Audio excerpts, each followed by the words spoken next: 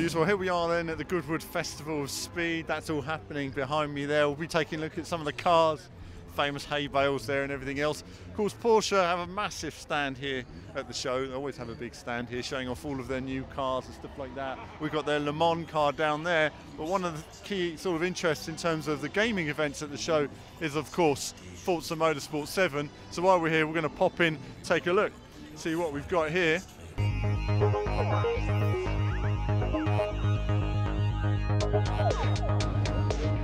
So you can see they've cornered off a little sort of racetrack, little barriers, and we're looking at the E3 build there of Forza Motorsport 7. And you can see people are comparing times on the new race circuit. They've been released there as well on the Porsche GT2 RS. And you can see you've got a motion rig over there, plus lots of different pods there for people to compete on, try setting their best lap times to see how they get on. Let's take a look at the GT2 RS. See the old motion rig there. The concentration required to deliver a good lap time. People don't realise how difficult it is when you jump on there, you get your one go. It does look like people are doing a good job. Of course, here is the GT2 RS, which we saw, of course, at E3, announced a couple of weeks ago. It's one of the stars of the show. You know, when you're up close, it always looks bigger, bigger wheels. Look at those brakes. I mean, just look at those brakes.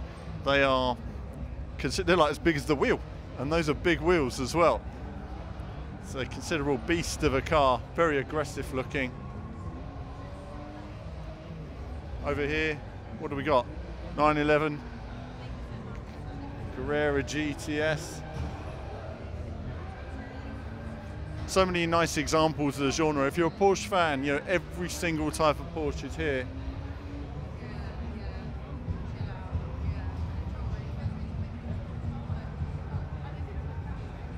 What's interesting also is, besides these cars here, and we'll take a look at the Le Mans car again in a moment, is you've got this experience here. Lots of people queuing for it. All I can say is it must be a hell of a thing. And already you can see the experience going there. I wonder what's in there actually. Queues already. We're what time is it? 9 o'clock in the morning, and it's already buzzing with people. Interesting. Let's take a look over here then. This area probably later today you won't be able to move, but if you do come down to Goodwood, worth checking out, and let us know your feedback in the comments. And of course out here we've got the Le Mans car as well. We'll take a look.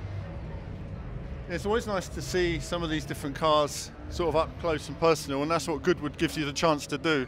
Not only see cars from the ages, old cars, new cars, classics of the genre, so dangerous to drive, but also such advanced technology as well. And it's amazing complexity of the modern race cars and the hybrid technology that you have now. But it's been great to see Porsche come back. It's just them versus Toyota at the moment, but of course we do look forward to a time when we have, you know, perhaps more competitors. It was a shame to see Audi leaving competition this year, and of course Peugeot leaving a few years ago as well, when they had a fantastic car and were at the time producing another one that was looking really good. But the motor industry's been through quite a few challenges over recent years, but it's always nice to see some of the different cars on display. So that's it for the Porsche stand and Forza Motorsport 7. Hopefully we'll have some coverage coming up on the channel on that very soon. We're going to jump into the Festival of Speed itself and see some of the cars on display and some of the others that are in action. Okay viewers, so now it's time for a bit of drifting action. You can see the passenger rides going on behind me there. I've done a few of these, and obviously it's quite a punch in the gut when you're actually out there. Always good fun. It's funny actually, when you're watching from the outside, it's always impressive to see the driver's skills. And I'm sure Ed loves a bit of this, but when you're in there as well, it's amazing how physical it is. I mean, coming around here, it can be a real punch in the gut when you're coming around. It's a really good feeling in there. You feel the grip, you feel the car, you know. Great experiences. And again, this is all the experience of being at Goodwood. It's funny, you know, in the video game world, we're always looking at trying to improve, you know, physics, get them just right. We've still got a way to go to get it just like that sort of real feeling. But it's the experience that these people have. And if you've never had this experience and you get the opportunity to come down here, try it out, do try it, because it really is something you'll always remember. And let's see a bit more of the car action. So I just waited there for a moment and enjoyed seeing some of the cars going round. The punch in the gut feeling I'm talking about is actually under braking. They do very heavy braking before going into some of the drifts, and you know, just to mess you up a little bit, and it really does sort of shake you around, and it's a great feeling, and you feel how much grip these cars have. Wow, the stopping power and the grip, it's amazing. But then you feel them drifting, and it's a really wonderful feeling, and it's something that if you do have the chance to go for a passenger ride, do it. But here we see Nick Heidfeld with his Formula E car shortly before going out on track for the morning run. The mechanics getting the car ready. I'll be rolling that out. Karen Chanderhock here with Williams. We see the Williams here being tested, which is very rare. I've not been there normally for this, but they also did a suspension test. There are many sort of famous suspension videos. I really can't get across to you how loud these cars were as well. The noise was extraordinary. Unfortunately, it's a bit too loud for my microphone to cope with. I'll probably need to invest in a bigger, more powerful mic to deal with cars like this, but they really were amazing in terms of the sound. I love this early 90s sound. It's my favourite sort of F1 signature sound, and it's something that we really miss in Formula One now. You know, it's when you see these old cars and you hear them, you're like, oh, that's the era that was. See, you can see the car going down suspension then. Really great to see, and you can see this video again at the end of the video without me talking as well. That was very impressive. The noise, I will point out, at Goodwood is amazing. I mean, a lot of the time it is a wall of noise, of loud bikes, of loud cars, you know, cars that were effectively aeroplane engines put into a car. So loud. It really was. Must have been incredible at the time to see and hear these whole fields of cars. We see Lord Marsh there talking to Rowan Atkinson in the auction area. The great and the good from the world of motorsport and acting and all kinds of things. You know, there was a lot of investment put into this, no doubt. Tiff Needell there, along with many racing drivers. It's great to see Tiff. Of course, he took me out 8 years ago for that run around Thruxton. I'll never forget it. Great guy, incredible driving skills, and a bit crazy as well. But I think you need a bit of crazy just to do the job some of these guys do. Seeing the supercars here, they were preparing to go out on track. I heard the commentators say that this selection of cars was worth £20 million. So, I mean, the value of the cars, the wealth at Goodwood really is on another level in terms of the collections it brings together. And you can see on the Sunday the track getting ready. I mean, the amount of people there was astonishing. A lot of people there compared to how it's grown over the years. I mean, it's always been popular, but yeah, just wonderful examples of, you know, automotive excellence over the eras. And you can see these cars again based on the old aeroplane engine sort of type that they were at the time, and of course from one type of aeroplane tech to another in terms of the Bloodhound here finally going for its test run in 2017. Been following this project for years, and it's great to see the support that they're getting from Goodwood and from everyone at the event. See what a vehicle that's going to be. Forward to the speeds this thing can manage. It's been a lot of work for the guys involved. I really look forward to seeing its full potential. Power jet engine there, to get a quick bit of footage of that. But that's the Bloodhound. Looking forward to that, and let's check out Project Cars 2.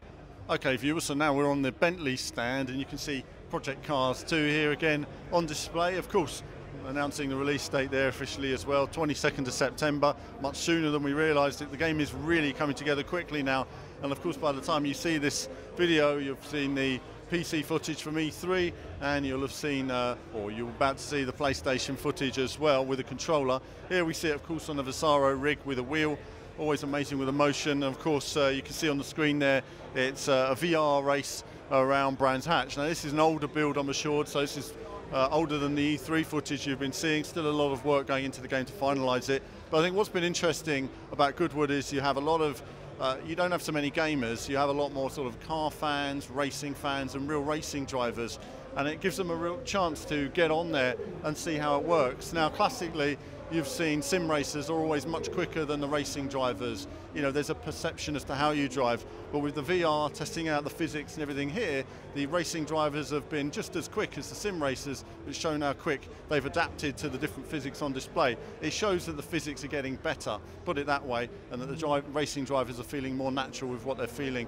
Also, a lot of these people haven't tried out VR, so it's a good experience to get in there. You get the feeling of the size of the car around you. You get the feeling of distance in terms of braking, in terms of how the car is drifting around corners. So you're getting that whole feeling of being in there. It's an amazing feeling, and like we say, with VR, literally the only thing holding it back is the resolution, the fact you need a decent PC to run it. But the queues will be here long all day. There's a leaderboard over there as well for those of you who feel like you're good enough to give the guys a run. I won't be giving it a run today, but certainly it looks very competitive in terms of the leaderboard. But that's a look at Project Cars 2. As ever, I just like seeing people getting their hands on, seeing how they're getting on with it. It's great to see in 3 laps that people are getting to grips with Brands Hatch. They know the circuit, they've got a rough idea how to drive it. Some of the guys here do track days and they're adapting really well. That's great to see. So many racing games I look at, looking at Forza Motorsport, people are still all over the place. Here, there's a certain intuitive way in which the car performs, and players get the most out of it. But that's Project Cars 2 at Goodwood. Well, we'll see what else we can find at the show. So you've got to hit the on-track action to really enjoy Goodwood. Seeing the cars in action, finding the different various viewpoints. This was quite a good one actually. You get to see the cars going all the way down this straight section here, some speed. Slightly longer sort of track than you realise on TV. The cars really do go through here pretty quickly. So if you're going to walk it, it'll take quite some time to walk from end to end, I can tell you that. Wonderful seeing these old cars in the wild, as it were. You know, the engines roaring, driving along, not just sitting in some museum somewhere. And that's what Goodwood's all about, getting these cars on track, doing what they were built to do. And it's always very brave of the drivers as well, to push them, but also to risk them at the same time. Of course, the FIA were there, and you can see here a bit of Gran Turismo sport in action, putting a small crowd there. Nothing new to show on Gran Turismo, as you can see here. It's pretty much what we've already seen, which is a shame. I think we're at a point right now where E3 didn't show anything new, particularly nothing new here. I think Gran Turismo needs a bit of a shot in the arm with some new content being revealed, just to excite people a bit more at the moment. Of course, the beta's still in progress. Elsewhere, I saw drone racing, something I've not seen. I mean, obviously I've seen it on TV and the internet, but I've not seen it in reality. We had someone doing some drone racing demos. This guy here was preparing the VR headsets, and he gave me a VR headset to use while one of the pilots was controlling the drone, and it was interesting. You know, for me as a sort of fan of Wipeout and stuff like that, I was seeing how my mind and skills perhaps adapt to it, something I might try in the future. Elsewhere, of course, we've got Dacia with a new Sandero Stepway. This is Martin's favourite car company, of course. There it is, the SUV version. And, the Sandero. Isn't she a beauty? Absolutely. I didn't check the price. The car's roaring by in the background. You can see the original Dacia as well there. Just £7,000. We are, not bad. We've got to show off the main car of the show, haven't we? There it is. So Dacia were there, the car exists. Not a concept, but a reality, always. Nice to see. So outside you see the fighter jets. We wanted more noise. Not enough noise for you. Then let's just get a fighter jet to fly overhead and do some barrel rolls. Wow, that was impressive. I went to check out some of the small cars now and again. It's what I do, just for a laugh. And what's this, the Renault Twizy. And the guy was like, I said, no one's going to fit in that back seat. He says, you can. And I actually can. I could fit in the back seat. But he was very keen on me getting in the back seat. I said, what about the front seat? Well, the front seat's a different story. But I get in the front seat. I thought I'd try out the front seat as well. How far back does it go? Let's see if I can get in here. So I'm just getting in there and trying that out. And yeah, it was okay. I fitted in okay, but unfortunately I was too tall and my head was too high. So when I sit up straight, I couldn't see where I was going. So it's just a problem that they don't have the ability to lower the seat. there we go, that's something for the engineers. Give the option to lower the front seat, and it would be great for tall people. But in the meantime, if you're anything over 6 foot tall, I probably wouldn't try driving. You can see my head buried in the roof of the car, so my field of vision was completely blocked, which wasn't ideal for me. But elsewhere, we had the sort of Formula One car of the future. You can see that here, the cockpit covered, the new tech and the wheels. This is just a concept, of course, the idea of this new interior where you can see the drivers because they're so buried in the car that it's a new way of seeing the driver rather than it may as well be a robot car for all you're going to see of the actual driver. They're going to be so buried in there. And of course, you know, the thing about Goodwood is they are, you know, like motor shows do, they show a lot of concept cars, and you can see this Merc here that was on display, very nice. I'm not certain as to the status of this one, so I couldn't say, but either way, a very nice looking car, and it was gaining a lot of attention at the show. You're always wondering with these car companies how things are going to move in the future. We had Rolls-Royce showing off their cars, their range, always sleek, top of the range. Imagine driving these must feel like floating. You can see that no expense is spared with the Rolls-Royce, of course, and Goodwood is full of Rolls-Royce potential customers. You know, there's an affluent audience at Goodwood. They like their cars, they like their top of the range. But for car fans, there's something for everyone. Of course, Bugatti Veyron, looks like the owners club must be there. There were so many Bugatti Veyrons. But from the new to the old, this stunning example of, you know, dare I say, automotive art. You know, just the way the chrome interior looks. It really was a wonderful, wonderful car up for auction.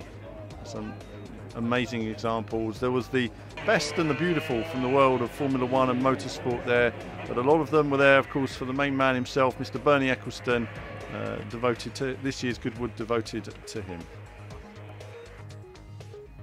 So viewers, here we see this enormous exhibit outside the front of the Goodwood house, and you can see here this represents the different ages of cars, different ages of Bernie Ecclestone's life, and this year is dedicated to Bernie Ecclestone from his time as a driver himself, as a team boss, and eventually working his way up in charge of the enormous machine that is Formula One and what it's become. Whatever your opinions are of Bernie in this age, Formula One's been through many ages, and it wouldn't be where it is today without him. The commercial partnerships that he brought helped to establish the sport, grow the sport, and give it the funding it needed to grow into the enormous thing it is today.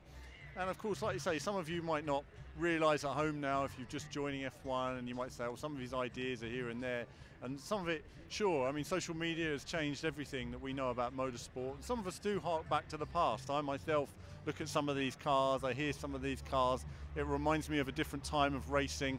It reminds me of when drivers drove the cars, when they didn't have mechanics telling them how to set up the car. They had to tune the car, they had to set it up.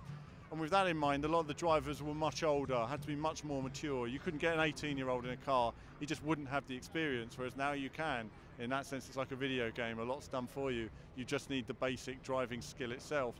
But either way, he's weathered the sport over the years. I think, you know, there'll be a round of applause for him later, no doubt, when he appears here. And it will celebrate his life and his achievements.